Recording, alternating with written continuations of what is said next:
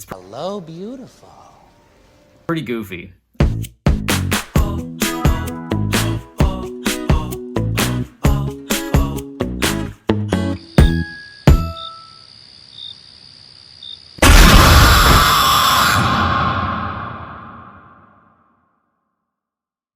All right, everybody, it's Lucas back again with another video, for better or for worse, for sickness and in health, late night and unhinged as per usual. This time with It's a Wonderful Knife movie review. There were two movies that came out, The Marvels, It's a Wonderful Knife. What do you think Brandon decided to see? Hey everyone, Brandon here. Now I saw The Marvels earlier today and apparently it's an unpopular opinion, to put it lightly, but I actually enjoyed this. So I'm here today to talk about It's a Wonderful Knife, and oh boy, I have notes this time, and I even shocked myself. I decided, you know what, it's personal this time with this movie. I gotta have some notes out. Actually, it's really not that personal, it's just, there was a lot I had to say. It started out as wanting to make this a short, and then it just turned into, I noticed a few parallels to Scream. I could be crazy, but they might be there, into, I'm just gonna make it a video. So I'm going to talk about It's a Wonderful Knife. Let's just get to the chase. It is directed by Tyler Macintyre, and it has, I'm going to say, 4 people I'm going to shout out as your lead billing with 1 honorable mention. You'll see why in the spoiler portion when you stick around for that, because you either have seen the movie or you're going to come back after you have seen the movie. So Jane Widdop stars, however you say it. You know we fudge names here. Stars as Winnie Carruthers, our lead, and I would say final girl, but I guess you could really say only girl, because she's in an alternate universe where nobody knows who she is. And Joe McHale as David Carruthers. Justin Long, who I could also say saved the movie, but also didn't, starring as Henry Waters, and Jess McLeod as Bernie Simon, aka Weirdo. And here's my shout out. Catherine Isabel, only because, well, what's her name? Oh, her character name is Gail Prescott. I don't know. Anyway, so one thing I need to mention right off the bat, it's prevalent with every single trailer nowadays. It's a common criticism with everybody. Brandon and I bring it up all the time. Other movie channels do as well. The trailer for this movie is basically the movie. It's the 2.5-minute version. This time, this movie even reveals what could have been saved as a twist, only to try to get asses in seats, possibly, to cash in on the title of It's a Wonderful Life, because haha, how funny is that, right? It's a Wonderful Life. In case you didn't know what this was a play on.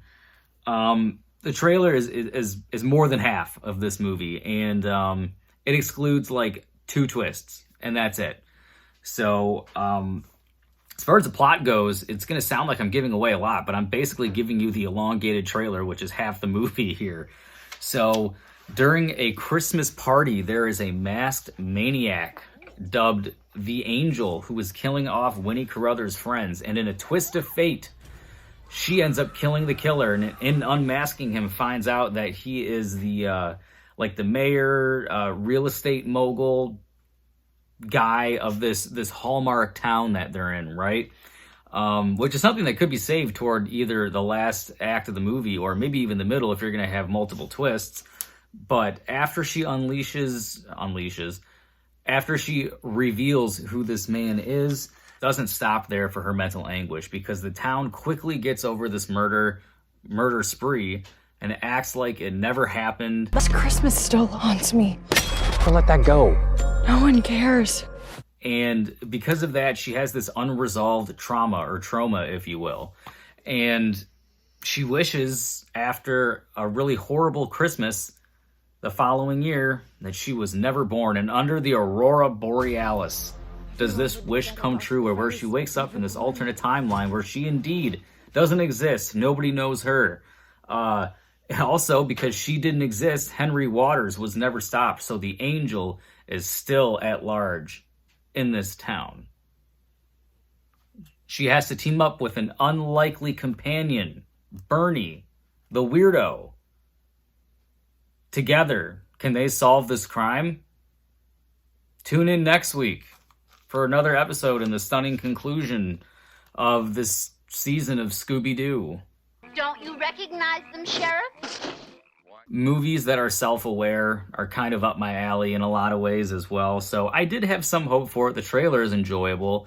The trailer does show off a lot of those good kills, and the kills are there. I'm dogging on this movie. A lot of other people are. The scores are absolutely abysmal. There's not a lot of people talking about it on YouTube, so what does that tell you? Even like high-profile YouTubers aren't even talking about this in the film community, so it's very interesting, you know, so I did have to get this video out here to you guys.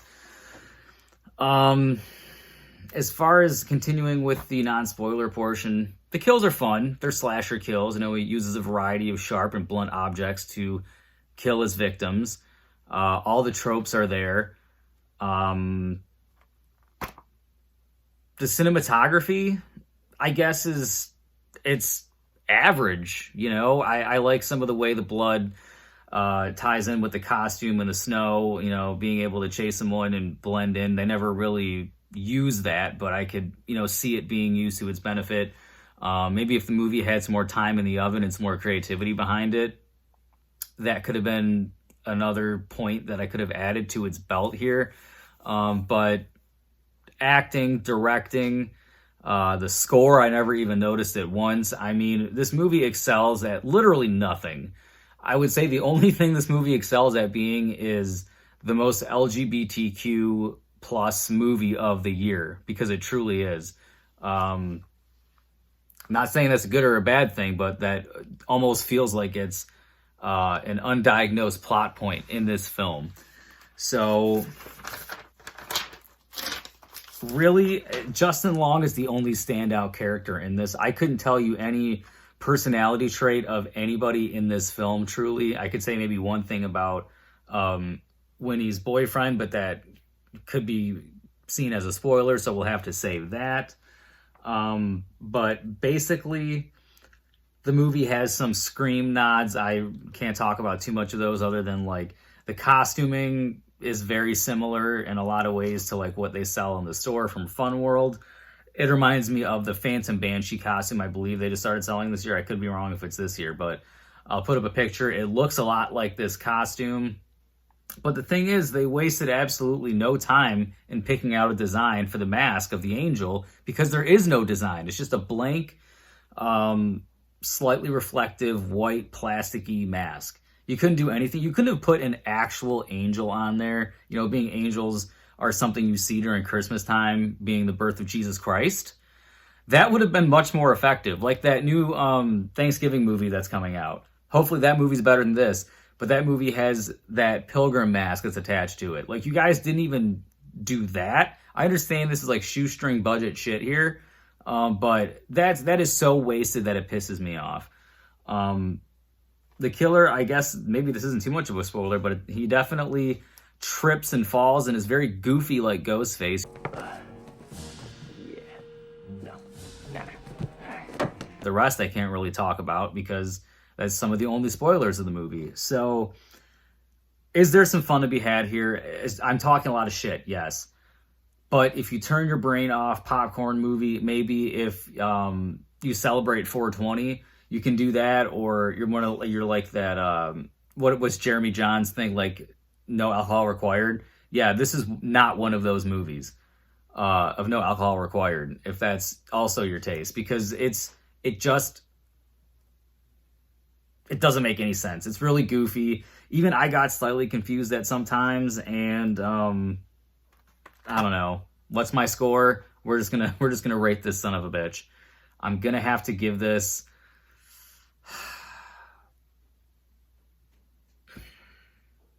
damn, I'm going low with this one. This is a 3.5 out of 10. This was worth my time only in chastising it in this review. So there you go. That doesn't mean you shouldn't see the movie. Like we always say, if you want to see something, go see it. If you want to laugh with friends, the movie sucks. So enjoy it that way. So that was the spoiler-free portion of the review. You have been warned, either if you've seen it or you don't care. Here we go. Spoiler portion. Okay, so here's my notes, and here's where we're really going to have to shine here. So I did text Brandon and I noted that there were like some parallels to Scream that I had noticed. Maybe I noticed it only because I needed to get something out of this movie, so I was just looking for something enjoyable. So if you guys don't know, in Scream 1, when they were scouting 4 locations, they came across what is seen as the Weeping Ghost mask from Fun World that was actually a mask in production. It had a white shroud, and they wanted to use this mask because the Ghostface character was just described as a ghost face character. So there was concept art that was all goofy and stupid, but they saw this on a bedpost and they ended up getting the rights to be able to use the mask. They wanted to use a white cloak to go along with that white shroud. That would be a nightmare for filming and consistency, so they ultimately went with black. So there have been rumblings of Scream 7 taking place in like a wintry location with like Ghostface in the snow. We talk about how the original idea was white. If they use that white concept in the snow, that could be something really different and cool. So I thought, yeah, you could use that in this movie. So I thought of that beforehand going in, and boy, was I disappointed. Like I said, Ghostface. The Angel is like a bumbling, goofy character, like Ghostface in the first movie, particularly. Falling over himself, goofy. Actually, more like the killer in Scary Movie, if I'm going to be honest. So there was that parallel. I might be going a little far with this one, but I saw like Winnie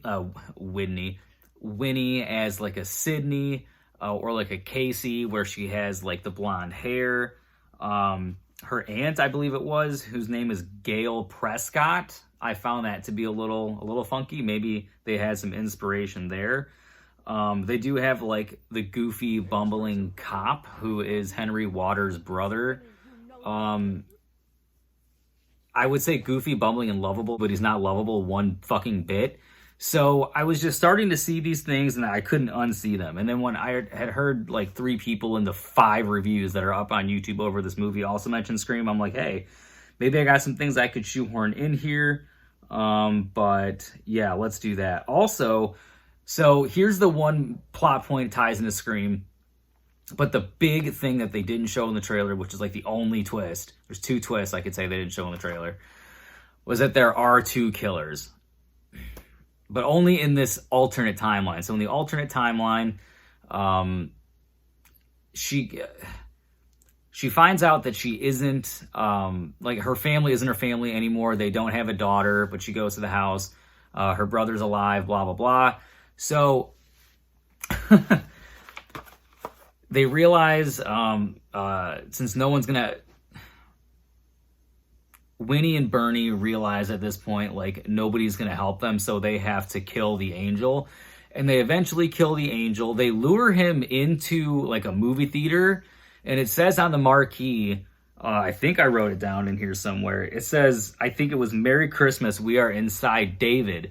And it shows that in the trailer, and it says right in the IMDb, like, cast list, as I forget his name again, Joel McHale as David Carruthers, the father. So the father is the killer in this universe. She can't trust her family. She can't trust anybody. But she realizes that after she kills her dad, no, what is it? I think it's coming back to me. God, I was forgetting some things from this movie. So I'm pretty damn sure that she realizes it's her dad beforehand and that she has to kill him to make things right. I think that's what it was.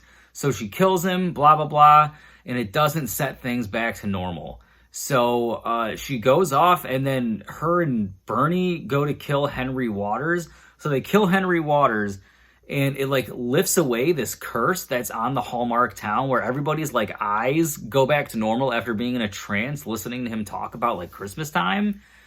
Henry Waters talk about Christmas it was. And it was just confusing as fuck. It was really goofy. So, there was that parallel with having 2 killers also.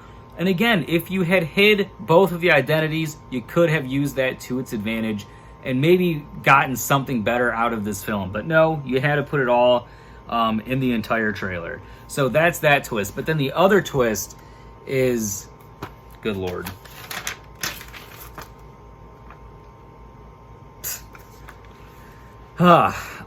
So, Clarence and George, the guardian angel and the main protagonist of It's a Wonderful Life, you know, where George wishes he was never alive, and then when that finally happens, the guardian angel, Clarence, takes him through, and he realizes that maybe he does have a wonderful life. Well, it's the other way around, because after everything doesn't go back to normal after killing both of the angels, it turns out that Bernie was going to kill herself. This was her final Christmas. She was sick of being alone and being the weirdo, but Winnie came in and saved her and showed her that life is worth living. So it was like a complete flip-flop.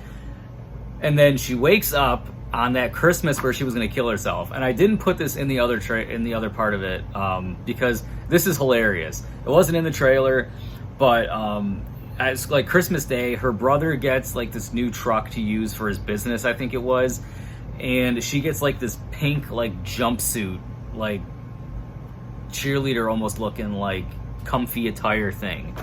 And that's when she's like, I've had it, fuck this family. And that's when she wishes she never existed. So she wakes up on that night, the brother gets the truck, she gets the jumpsuit, but she's still so happy to be alive. She goes to Bernie's house. Bernie is like alive, and they become a relation, you know, they have a relationship, they become girlfriends, and then everybody lives happily ever after. Like, her brother is gay, I'm pretty sure it was. He was like making out with a dude at the party. She was gay, her aunt's gay.